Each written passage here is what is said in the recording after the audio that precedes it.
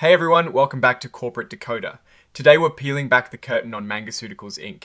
and their latest quarterly report, and let's just say things are far from boring. If you want to see what's really going on under the hood of a company trying to make a splash, you're in the right place. Before we dive in, if you love getting the real story behind these filings, make sure you're subscribed. And hey, we've built a great community over on Discord to talk through these reports. Link is in the description. Alright, Mangoceuticals Inc. is a company that's been working on developing and selling men's wellness products, things like treatments for erectile dysfunction, hair loss, and weight management. They also have a hand in a few other ventures, including some interesting patent work, but what really matters is how they're doing financially. Checking out their balance sheet for the 30th of September 2025, they've got about $16.5 million in total assets. That sounds pretty good, but let's break it down. A big chunk of that, over $15 million, is tied up in intangible assets, specifically patents and licenses. That's a lot of money betting on future ideas. Their actual cash on hand is about $481,000, which is up from just under $59,000 at the end of last year. So that's a positive sign, though still not a huge amount for a company of this scale. Now, let's talk about the money coming in and going out. For the 3 months ending the 30th of September 2025, their revenue was about $84,000. That's actually down from almost $133,000 in the same period last year. The company blames this on a tough transition with their online platform. For the 9 months of the year so far, revenues are at $361,000. Again, down from over $510,000 last year. That's a hit, and losing about a third of your revenue is significant. Their cost of revenue, which is money spent directly on producing and delivering their products, is interesting. They pay about $31,000 to a related party pharmacy, Epic Scripts, for services. This amount increased slightly this year, which they say is due to launching a new product line. But here is where things get really interesting. Their operating expenses are through the roof. Specifically, stock-based compensation for the 3 months ending September was over $6.5 million. Compare that to just over $500,000 last year. For the 9 months of the year, it's over $10.7 million, a massive jump from $1.8 million last year. This means they're giving out a lot of stock and options to employees and management, likely to try and retain talent or as a form of compensation, and this is really eating into their profits. All of this leads to some pretty big losses. For the 3 months ending the 30th of September 2025, their operating loss was over $7.5 million. That's more than 4 times the operating loss from last year.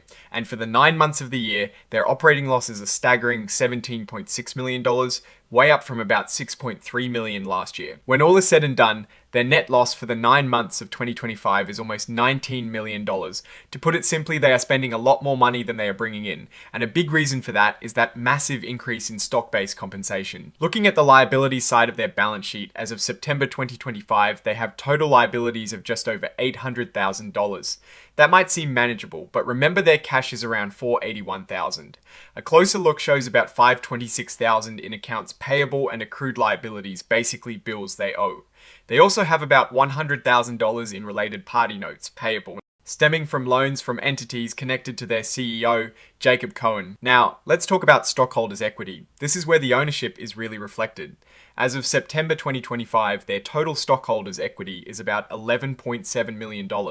That sounds positive, but it's largely made up of additional paid-in capital money shareholders have put in over time, mainly through buying stock. However, they also have a huge accumulated deficit of almost $38 million.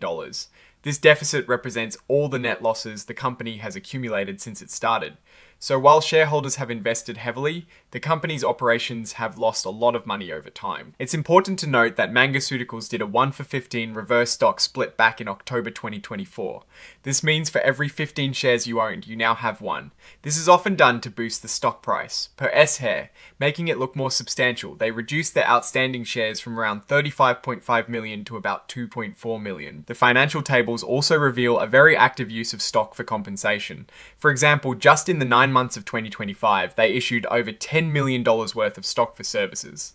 This includes issuing common stock to executives and directors as bonuses, a common practice but one that can really dilute existing shareholders. The big story here is their need for more money. The report clearly states their current cash and expected revenues are not enough to cover operations for the next 12 months.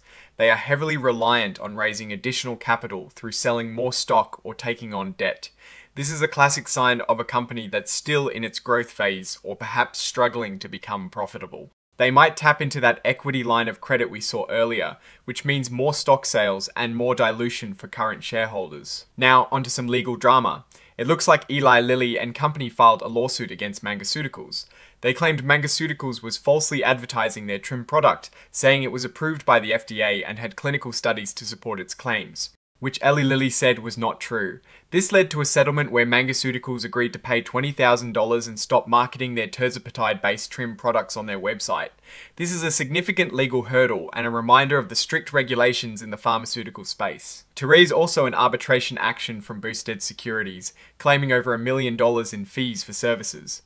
Mangoceuticals believes this claim has no merit, but it's another legal battle that could drain resources. Looking ahead, Mangoceuticals plans to continue marketing its products, enhance its website, and identify strategic acquisitions.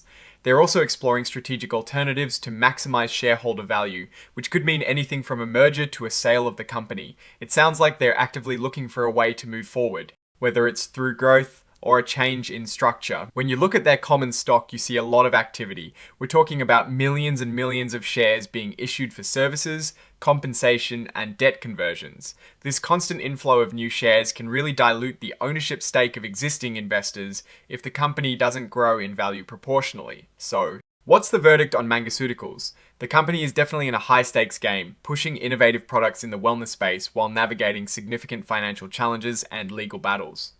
Their heavy reliance on stock-based compensation and continued operating losses are real concerns, while they have some interesting patents and a plan for growth. The path ahead is far from clear. The recent legal settlement and ongoing arbitration highlight the risks associated with their business model. The dilution from issuing so much stock is a major drawback for current shareholders. Ultimately, whether they can turn things around hinges on their ability to secure funding, scale revenue, and manage their expenses effectively. What do you think about Mangoceuticals' financial health and their strategic moves? Let me know your thoughts in the comments below. If you found this deep dive valuable, hit that like button and subscribe for more breakdowns like this. And don't forget to join our Discord community, linked in the description to keep the conversation going. Thanks for watching, and well, see you in the next one.